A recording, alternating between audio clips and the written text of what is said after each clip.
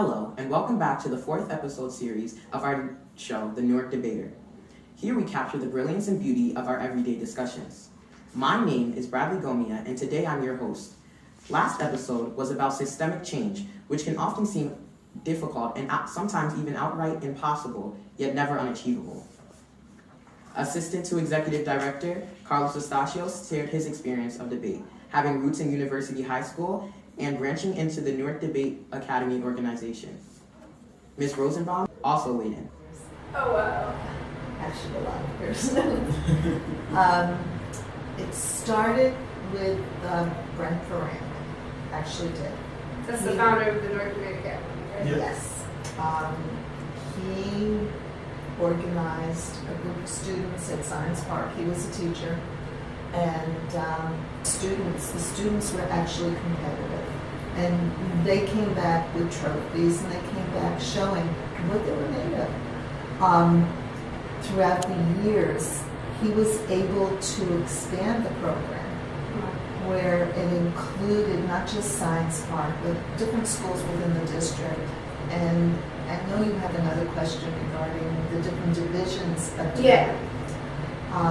He recruited teachers in other schools, at Barringer, at Central, a number of different people in the speech division, okay, which did very, very well on the state level and still does well. Within debate, also there are divisions in policy. Lincoln Douglas, which is what I started out doing, and still prefer. Because it's policy. and now, and then the last few years, public forum came about, and a lot of kids who were doing LD or policy, and there were restrictions on how many teams you can take with you within a group, were willing to go into another division so that they could still debate, and it was fun. You know, it's shorter, it's relevant. The topic is always relevant to what's going on. And that's one of the things I find fascinating in debate. And now, here's some news you may have missed. First, this past January 6th and 7th, NBA hosted its annual Newark Invitational. Over 50 schools from around the country and 9 different states will be represented. Massachusetts, New York, Maryland, Texas, Pennsylvania, and California will be coming out, just to name a few. Rutgers National Ranking Update. Nicole Nave and Devon Murphy are currently ranked 8th in the country. Hannah Stafford and Luis Carrera are currently ranked at 34. And Chaz White and Andres Monclut are ranked at 62. Congratulations to Rutgers for its super successful first half of the season. And finally, NDA hosted yet another public debate at Chancellor Middle School, where Rutgers debater Chaz and University High School graduate Kukreja debated on the topic of immigration. The United States has created issues that has led to the chaos in Syria. This has created a war zone in Syria, where the Syrian people are now seeking refuge. The United States has created chaos, thus taking all the refugees but correct America's wrongdoings in these places, which is the reason why we ought to do it. Crisis in itself, but the affirmative will say the refugees. That literally should be our priority because we aren't doing anything by allowing refugees in the conflict when the conflict still remains. This is called a shift in progress.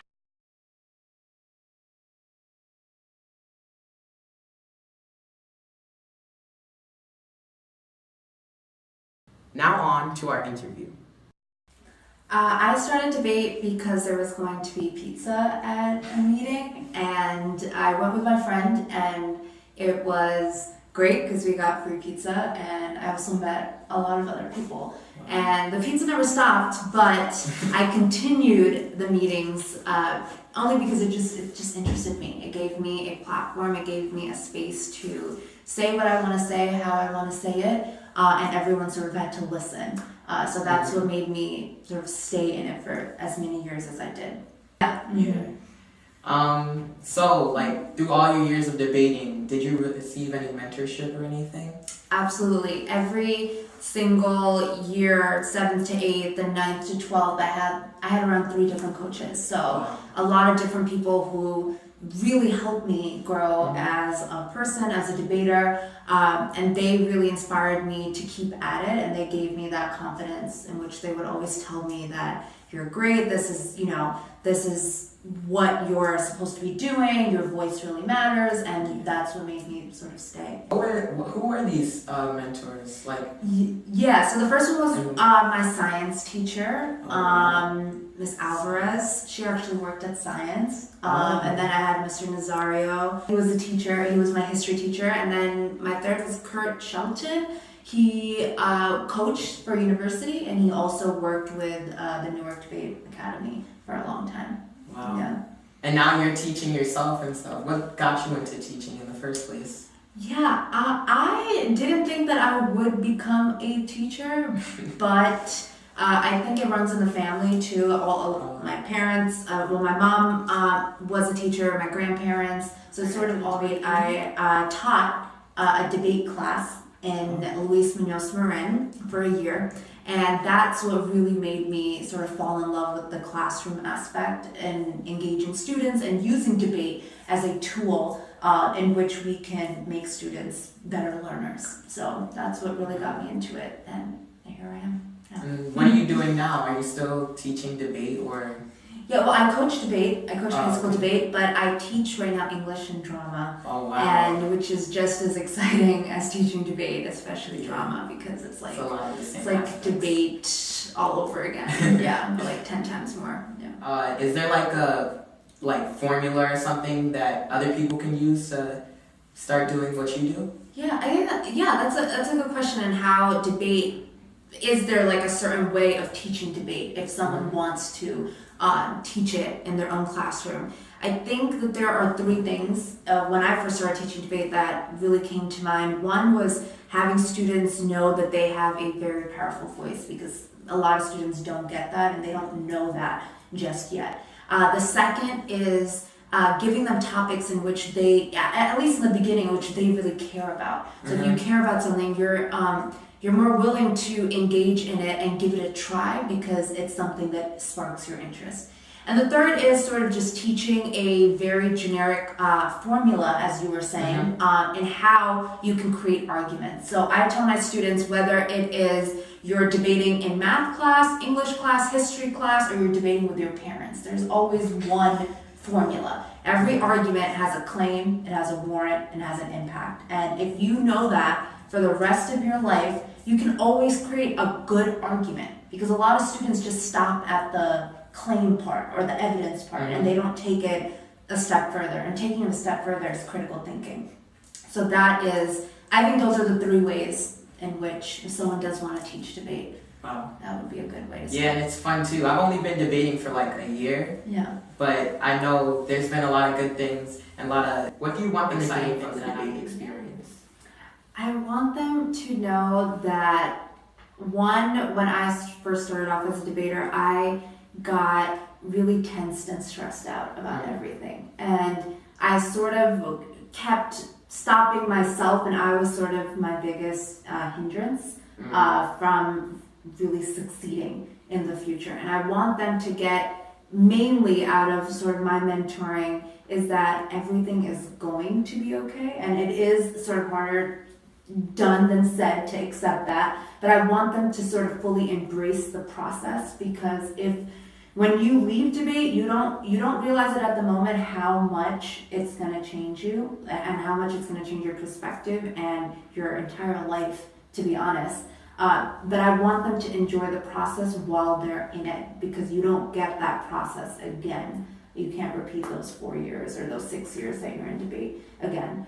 So that's what I want, and that's what I try to instill in them, that this moment that you have right now in debate, whatever you're doing in high school, don't take it for granted, because it's powerful, and you won't remember all of the arguments that you've made, but you will remember the time that you spent with your friends at the tournaments, and that's what's super important. So yeah. So it's like the personal change and the experiences that Absolutely. come out of the debate that Yes. make it special. Yes, that is absolutely what makes it special. Yeah. Okay, so like in the future, what do you see coming out of debate? What do you see about debate in Newark? More teachers getting trained in how to teach debate in the classroom. And then once we can do that, because it does start with teachers wanting to get trained and their willingness to adapt to how we should engage students in a classroom. So instead of making it just teacher-centered, have it more student-centered. And that's already happening, and you already see that happening in classroom. Debate, though, creates just a different lens in which we can see the classroom space. And I think having more teachers willing to engage in that space is where I see debate going in the near future. So you see it as like becoming a class or something, like becoming a normal part of the curriculum that Yeah, schools go through? whether it's like a class on its own or rather it being used as a framework to teach just any class, like history or English or etc. Both things I think none of us would be against, for sure. At least the debate community. Okay. Mm-hmm. Thank you. Yeah, thank you. Thank you for having me. This is great. Now it's time for the mini debate. The topic is, does social media do more harm in the classroom setting? It consists of 1 minute speeches from both contestants and cross-sects in between each speech, and then a final speech at the end. We can flip a coin to see who goes on which side. Okay. Okay. So just call it in the head, in the air. Heads. You got it. Yay. So which side? That social media doesn't do more harm. Okay. So on the negative side. Okay. Each person will have 1 minute to speak, and then we'll have. Alston, are you ready? Yes, I am. Okay. Although many teachers or instructors use social media for positive things, there are two things that are incredibly negative: fake news and cyberbullying. Those things, those harms, far outweigh any good that happens. Right now, we realize that fake news that goes through social media has people not understanding basic things that go on inside of the government. And they read these stories and they think that they're true. And even though we try to teach in the classroom and we'll try to correct those things, it's much harder to uncorrect something than correct it to begin with. So I think that based on the elections that happen and based on the impact of our democracy, fake news is horrible within the classroom. Secondly, because a lot of the things we teach in the classroom are undermined by the fakeness of the things that are there. Now, secondly, cyberbullying, horrible. Kids die because of cyberbullying. And we realize that the amount of bullying that can go on with social media means that kids can't even escape it when it gets home. It starts in the classroom, then it goes home, and then it goes back to the classroom. Making the classroom a place where the kid doesn't even want to be. So I'm not saying that there aren't solutions to these things. I'm not saying that we don't have to deal with it, but I am saying net harm. Before social media, we didn't have cyberbullying, and the spread of fake news was a lot less harmful. So those are all great points. Thank you. But just a few questions Okay. to clarify some of the points that you were making. Right. What do you believe that as a teacher you do have that responsibility and you can sort of have those solutions in the classroom where you teach your students about cyberbullying and fake news? No, as I said before, Right. We can teach those things in the classroom, but we'd rather not have the problem to begin with. So if you're saying, as teachers, it gives us a chance to solve, kids dying, I'd rather not have kids dying. Well, in terms of fake news, do you think that having a platform like social media and engaging with it would help your students differentiate between fake news and actual Again, news? I think that there are ways that we can help try to solve that problem. And what ways But, would you sort of I would do that? teach more kids debate so that they could recognize the social media harms, right? Right. So I would say without debate education though, a lot of kids can't tell the difference between fake news and real news. Right. And that impacts their ability to learn within the classroom. Right. So I think that, again, I'm not saying that we don't have a way to try to deal with the problem. Mm-hmm. I'm saying that the problem in and of itself is a bad is bad and creates a crisis within education. Because now I have to focus on this issue, this problem, and not the other things I wanted to focus on. I'm forced to focus on fake news now, as opposed to teaching like the Constitution and other things that I might. But all of those things could also just be incorporated within social media too, where they're talking about the Constitution or. Unless they're saying the wrong thing, it would be another right? tool. Well, I think that when you're saying another tool, I think that would be great. But here's the problem. The problem is that it's a harm, not So necessarily you just don't think a it's tool. valuable in teaching what not to do, just as much as it is valuable in teaching what to do? It's kind of like if you beat someone up, you learn from the pain. You learn from like losing a fight. But I'd rather not have the fight, right?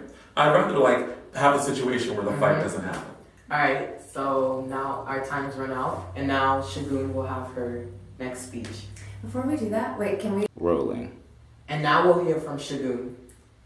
There's definitely no doubt that there are many arguments on the side of why social media does harm in the classroom. As Mr. Alston said, that it can lead to things like cyberbullying, fake news, etc. I do not deny the fact that both of those things are real. First, on the fake news, I think that there is something valuable in teaching students what not to do, and having that evidence on a platform such as social media will help them differentiate between fake news and real news, and how do we engage with it, how do we comment, and how do we interact with other people who are looking at fake news versus looking at real news. Second, on to cyberbullying. I absolutely agree that cyberbullying is a huge problem. One, I think it's up to the teacher to mandate and supervise those discussions that they're having so that we can decrease the problem of cyberbullying. We definitely have seen cyberbullying before social media, and we have seen bullying that happens in school. Again, I think it's up to the teacher to see how we create that culture within our classroom where students feel comfortable interacting. So this leads to better learning, more student engagement. It's up to the teacher to adapt to how the students are right now in the status quo. And with that comes so many more benefits, and this helps them engage with their own peers on, for example, we right now have Google Classroom, where we have students already interact with each other. Facebook and Instagram and Twitter, just other social media sites, provides a specific aesthetic that students are familiar with already. So one, it makes them want to learn more. It keeps them thinking outside of the classroom, and this makes our lives easier and also students' lives easier. Well, that was great. Now we'll allow Mr. Alston to ask you some questions. Do you need technology in order to be able to read a book? No. So there are aspects of critical thinking, like most critical thinking you could do without technology, right? Absolutely. So social media isn't actually needed to educate people how to think critically. Well, no, I think that it's a tool, and it's a great tool. But and not a that necessary tool is, well, I think in But terms not a of, necessary. well, no, I would argue that more so it's becoming a necessary tool, because with the generation that we're in right now, where students, as teachers, we should adapt to how students are learning right now. So you're saying that we are not able to teach critical thinking without Facebook? Well, it's a way in which students are now able to enhance their critical thinking skills. So I'm not denying Are the we fact on that Facebook right now? I'm not denying the fact Do that you use students, Facebook when you teach debate? I'm not denying the fact that students can learn without social media. In like currently, we don't. Okay, cut that part out. I messed up what I was saying. I'm sorry. If the tool that we use, right? If the tool that we use can cause kids to die, is it okay? Well, it depends on how we're using social media in the No, I'm classroom. talking about like social media exists. So we know that. I think Can we teach that cyberbullying is bad before some kid dies as a result I of think cyberbullying? that I don't think that you're providing a good internal link here. You are basically saying that me starting a Facebook forum in which I am talking about the Constitution, for example, will then lead to a student dying. It is based on you as a teacher mandating that discussion in the classroom. But even if you have that discussion in the classroom, does that prevent other kids from being cyberbullied to the point where kids actually It's die? being used as an educational tool where a teacher is mandating and supervising the discussion. I think we're missing the question. Because I think we're missing the question because the question was, is there a net benefit to social media, right? Is social media net beneficial? Now granted, you're saying that we can do positive things, but don't you admit that often kids that get bullied, we only teach it after kids have been hurt. Like the only reason why we know cyberbullying is a thing is because kids have actually been bullied. I'm not denying the fact that the impact of cyberbullying is a real issue. Like it's an actual issue. I'm talking about the way in which we're going to be using social media in the classroom. That there's a specific way in which we can mandate it and where we are not. We're decreasing the probability of students being cyberbullied. Wait, how do you decrease the possibility? Oh, is it time? Yeah, there's a lot of good discourse going on, but now we're going to have the last 1 minute speeches for each of you. We'll start with you, Mr. Alston. Well, I think that the key issue here isn't whether or not the technology exists or not, or whether the technology can be used for good. Clearly, it can be used for good. The key question is, what is it? Were we net better before the technology? As in, is it better to not have cyberbullying at all? Shagun said before that cyberbullying existed before, like, social media. But that's just not true because, by definition, cyberbullying is a product of social media. So it can't exist without it. We are better off, since she admitted we can teach critical thinking without social media, we were better off before it in our classrooms because we didn't have this. Secondly, when she talks about fake news, and she says, yes, we can use this as a tool, we can use social media also as a tool to teach issues of fake news as well. But that doesn't really mitigate the impact that it has outside in terms of what it does to our students, so that we have to do more work in the classroom to just deal with the damage that has been done by social media. And we saw the impacts on our elections. So I think that social media is a threat to democracy, and without it, we're better off. And that's from outside and inside the classroom. I don't doubt that we can do things in the classroom to mitigate it or make it better. But I think social media is a problem, a crisis even, that we have to constantly work against. That was great. Now we'll have the final remarks coming from Shagun. I think that the biggest impact that Mr. Alston is referring to seems to be cyberbullying and the effects that it can have on students in and out of the classroom.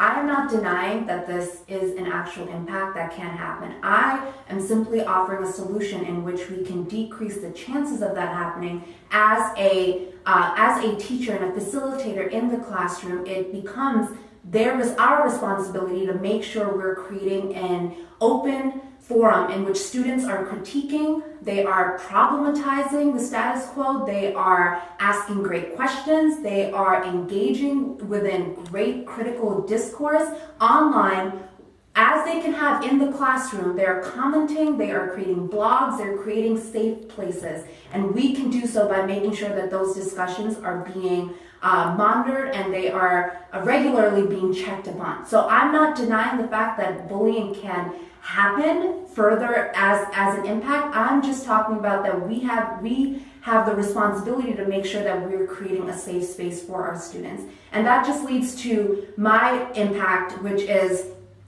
I don't deny that books create critical engagement. I don't deny that there are other tools. I'm saying that as this generation, we are leading toward a generation which we have technology and we know how to use technology. So why wouldn't we use that to our advantage and have students work with that and have them engage in the classroom so that they can become better learners, they can become better thinkers. If we have that tool, it would be to our disadvantage to not use that tool in our classroom.